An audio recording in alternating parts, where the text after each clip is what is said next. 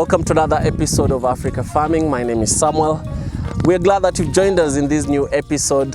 And remember, in the last episode, I told you that we'll be talking about what our plans are for 2024. And I'm glad that in this particular episode, we'll be talking about that. So wherever it is that you are, if you have not yet watched our videos, kindly go back to our channel, Africa Farming on YouTube. Scroll through and browse through all our videos. Make sure you leave a like, your feedback. And if you have any comments with regards to the videos that we've shot, leave your comment there so that we are able to know and improve as we go on. And of course, for the behind the scenes, kindly make sure that you will link with us on our social media handles at Africa Farming KE on X, TikTok, Instagram, and sometimes we're also on Snapchat. So make sure that you get us there. Of course, on Facebook is Africa Farming. Make sure you link with us if you want to see the behind the scenes whenever we come here, not just this formal video shooting. Now, back to the topic of the day. But before that, there are people who've been asking how they can get land in this area. Now, if you look down on your screen, there is a company called Sador Properties. Kindly call those numbers. They are the people who linked me up with this land here at very affordable prices, genuine land. And of course, they help you do your due diligence. They take you from, the search process, the survey process, everything that needs to be done to be able to ascertain that you're getting clean land. So just contact them through the numbers that are actually, scrolling on your screen, and they'll be able to hook you up. So, you don't need to call me or to ask me about land. I've given you a solution for those people who have been texting and asking about land in this area. So in our last episode, we talked about the challenges that we faced in 2023, those things that happened that, kind of got the psyche out of us. And right now, of course, we are now rejuvenated for a new 2024. So God has his own plans. We have our plans. At the end of the day, we have to follow what God has set for us. So the first plan that we have in this year is to, of course, increase our flock. Remember last year we lost a lot of flock when it came to sheep and goats. So this year we want to add 30 more female ewes. Right now we know the characteristics that we are looking for based on what we learned last year. So we'll be looking at those characteristics as we search for those female ewes. Then also when it comes to the goats, we want to increase our goats from just that one to around 10 so that this one doesn't look so lonely. Because it looks so lonely by the way. I feel so bad for it. It's just one goat, Mazi. Yeah. We're going to have to increase the number to at least 10. So that is a plan that we want to do this first quarter of 2024. And of course, we'll also add another ram. We have a ram for, the sheep. But because the numbers will increase, we'll have to increase, we'll have at least to add one more ram. So that we have two rams to serve the, right now I think we'll be having around 40 or 50 ewes. So the two rams will be able to do that by themselves without having to, strain. Now, since we're increasing the number of sheep and goats, we'll have, of course, to extend our sheep pen, the new sheep pen that you saw in the last video. Right now we are looking at, having a very safe and secure pen, not like the one that we started with. If you go back to our videos, you'll see our previous sheep pen and the current sheep pen that we have. But due to the increase in number, we'll have to extend or reconstruct a new sheep pen that will house those that we'll be bringing in. So we'll have a new sheep pen to accommodate that. That is as far as sheep and goats will do, and I think this will be the last time we'll increase the stock from outside. From here on, we'll be expecting the multiplicity to work by itself, because as I've seen, sheep and goats actually just continuously give birth. Like right now, I've heard that the one that gave birth, the first ewe that gave birth has already been mounted, so most likely it might be pregnant. So in the next 5 months, we should be expecting another lamb. That's the second lamb within a span of 1 year that we'll be expecting. So if we have around 40 female ewes, you can imagine in the next 1 or 2 years how many sheep we'll have in this farm. So next year we don't expect to increase the number from outside. We just expect the rams to do their work and the female ewes to also do their work as expected. The next plan we have is also to increase our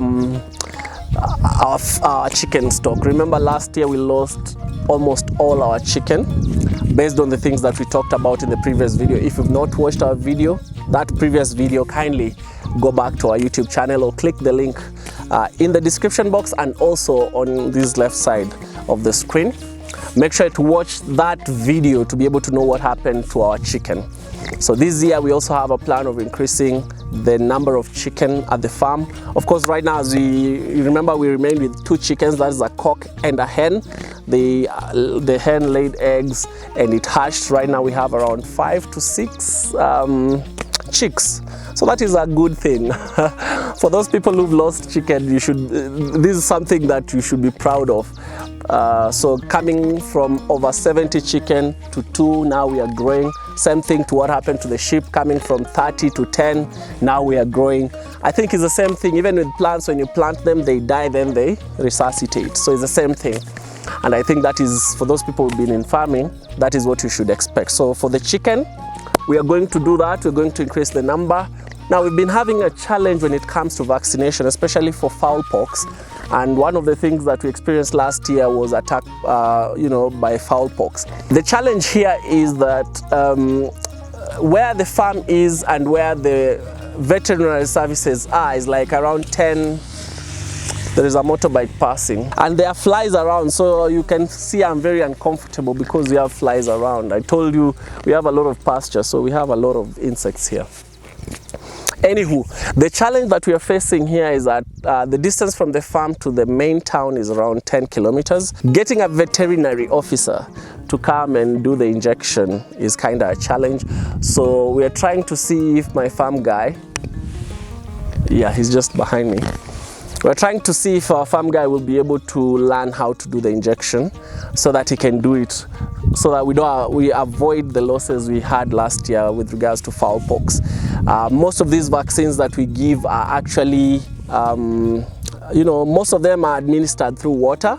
But now when it comes to fowl pox and fowl typhoid, we always do injections. So that has been a challenge, but we hope that next year, or rather, we hope that this year, we'll be able to sort that out by teaching my farm guy how to do the injection, so that all he just needs to do is to go get the vaccine and come and, do the same way he does for the sheep and goats. He actually does the injections for sheep and goats. So we hopefully think that when it comes to chicken, he will be able to do the same. Now, another thing that we learned when it comes to chicken, especially kienyeji ones, one of the things that I used to do that I realized I did wrongly was that we used to keep them until they are around a year or 2 years or 1.5, we used to keep them before we sell them. So right now our plan is, as long as they are 6 months and above, we'll be selling them off. We will not wait until they are mature enough, like crazily old. So that is one of the challenges, because last year we lost most of mature chickens that if we had sold them earlier, it would have been, number one, more profitable, because of course the extra months that we are feeding them will not be there, and number two, will not have lost them due to whatever happened. So right now, immediately they are mature, we sell them off. Immediately they are mature, we sell them off. That is our plan in 2024. We'll not be stocking a lot of them once they are already mature. I think when you have that excitement as a first-time farmer, you always want to hoard. But I've realized the easier it is for you if you just, decide to do away with them. Because it's a business at the end of the day, it's not a hobby. So you have to take it as a business. Yeah, you have to take it as a business. So the other plan that we have, as you can see right here, just behind me, there is something that has been cultivated. In the next episode, I'll actually be taking you through our farm guy's shamba. We call it our farm guy's shamba because this is where he plants all his food that he actually eats. So I'll take you through that in the next episode. But as you can see, he's started, slashing the grass around here because we want to cultivate at least 1 acre. We want to plow at least 1 acre and be able to plant maize and beans, you know, and try out some of these things. So that is one of the plans that we have this first quarter also. That's a major plan. We'll be plowing around 1 or 2 acres and we'll be able to plant. I'll take you through that as we do them. We've been told that there'll be rains around March, from mid-March, so we are planning for that. We are planning ahead for that. Last year, one of the challenges we faced was that we didn't plan ahead. We waited for the rains to come. When it was too late, that is when we were thinking of plowing. We could not get a tractor to come and plow when the rains were already there. So right now we are planning ahead, making sure that we prepare the land way before the rains come. Now, remember, this is a semi-arid area, so another plan that we had this plan last year, but it could not materialize because of financial issues. So one other plan that we still have this year is to drill a borehole. So hopefully we'll be able to get that, the amount of money that we need to be able to drill the borehole. If we'll not be able to, we'll also seek partnerships from people. I heard that, you know, you can seek partnerships around to be able to have a borehole dug that you can even share with your community. So we'll be looking at all options that are available for us to be able to sink a borehole here, because I've just noticed during the short period of time there was rain, the farm has looked so much better, so much better. So I wouldn't want the dry spell again to hit us unawares, so that we have at least this clean looking farm. Our trees are growing so well, exponentially well, because I'm looking at the trees and I'm like, yeah, this is what I was looking for when I was planting them. So, and also the fence, the K-apple fence has actually grown, you know. Every day I come to the farm, I'm surprised at the rate of growth, just because of the 2-3 months of rainfall that we had around this place. So what if we have a borehole sunk on the farm to be able to supply every area with water? So that is also one of the plans that we have in our farm. Now, one other thing that we've done, just when I'll show you, when we'll be doing the next episode of this farm just behind me and showing you what is there, one of the things that we also want to do is to prepare seedlings from waste food. You know, like when you eat an avocado, there's always that seed in the avocado. We've used that actually to plant avocados here at the farm. We'll be able to show you in the next episode. Another thing is that there is this thorn tree, or rather thorn fence, called Mauritius thorn fence, that I saw other farmers use on their fence. This Mauritius thorn fence is an awesome fence to have because nothing can actually penetrate. It has hooks, or rather it has thorns that resemble snake teeth, you know, like once it grabs you, it doesn't let go until, you know, there is a way you have to get out of it. So if we have it all around the fence, in as much as we have K-apple, one thing about K-apple is that they don't grow so fast. Yeah, they take a long period of time for them to grow. So, but this Mauritius thorn fence kind of grows. I actually saw a farmer who had it within a year, and it was already the height of, you know, his fencing poles. So that is what we also want to, we are trying right now with the seeds. I got some seeds from the person, and we are trying to see if we can get seedlings out of those seeds, then come and plant on the fence as we propagate throughout the whole fence. If we get that, then our prayers will be answered, because the K-apples, in as much as they are doing well, they are really slow compared to Mauritius thorn fence. So we are hoping to do the Mauritius thorn fence soon. Now, one other thing that we learned last year is that doing so many things at the same time is a recipe for disaster. So this year we are planning on doing just one thing and focusing on that one thing until the end, then starting another thing, focusing on that thing until the end. We're not going to do a lot of things. We're not going to do a lot of things because that is what made us lose focus last year. We had chicken, we had sheep, we had so many plants, rabbits, we wanted to bring rabbits. So the focus was, you know, divided. It wasn't like we didn't have one focus. So in this year we are planning on just doing sheep, chicken, goats. That one at least we have experience with. And maybe when it comes to planting, we'll plant maybe maize and beans. that is what we want to focus on. Once we've learned a thing or two about other plants, we can now start introducing them one by one in the farm. But this year we'll focus on only one activity at a time until the finality. Then we now go to the next. We're not going to mix things and lose focus along the way. Now, those are the plants that we have here just as a farm. But then as a channel, the plans that we have, of course, we are planning on resuming the road trip episodes. Man, I've missed the road trip episodes. Most of you loved those. One challenge that we had is that we didn't have the right camera for that, even though we shot like 2 or 3 episodes when it comes to road trip. But it was more of an interactive session, and most people have been asking where the road trip, why we're not shooting road trip road trip episodes. So we will resume road trip episodes because right now we're in the process of acquiring the right cameras that are supposed to be set in the car, so that you can get all those angles that we need for such an episode. So road trip episode is coming soon.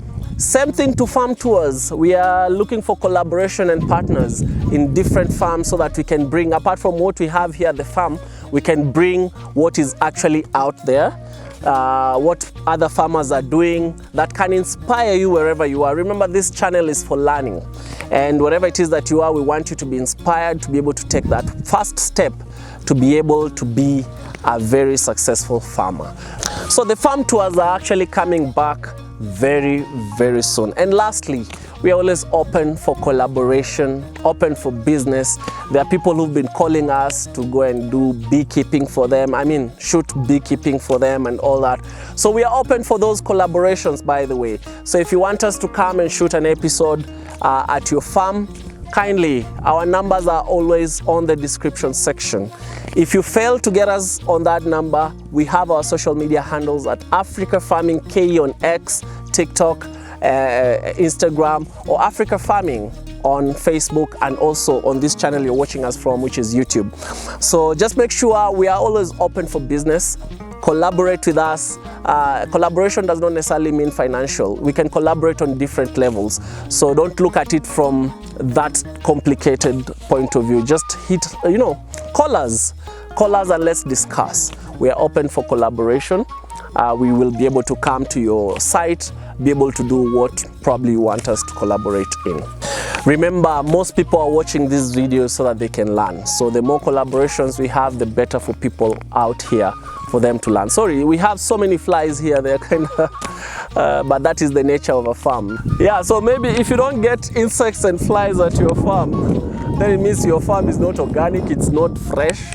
It might be GMO. GMO farm, if at all there is something like that. If you go to Dubai, you might see such things. Farms that are created, or things that are created out of labs. Yeah. Anywho, that's it for us today. I've told you what our plans are. We just pray to God that our plans align with His, so that we don't have the calamities that we faced like last year. We're hoping that 2024 will be a very, very good year, very, very fruitful year, and we hope that we'll have more visits from people. We had visits last year. We had around 5 visits from people. Remember, if we are doing road trip episodes, the only requirement you need to have is to plant trees at our farm. So you have to buy at least 5 tree seedlings to be able to come to the farm and plant. That is not so much. Keeping in mind that the budget of 1 tree can be at most 100 bob, or for those people who are not in Kenya, $1. You just need like $5 or 500 bob to be able to buy those tree seedlings to be able to come and plant. That's it. As I've said, in the next episode, I'll be telling you what is in our farm, guys. Small farm. We'll take you through everything that is there and how they planted and what they're expecting out of it. For those people who've not connected with us on our social media handles, I don't know what you're waiting for. There are so many videos that we shoot here behind the scenes that we always post on our social media handles. Kindly link with us on our social media handles: Africa Farming KE on TikTok, Instagram, and X, Africa Farming on Facebook, and of course Africa Farming on YouTube. And I'm glad that you joined us in this episode, and until next time, changamka na ukulima. Bye bye. Peace.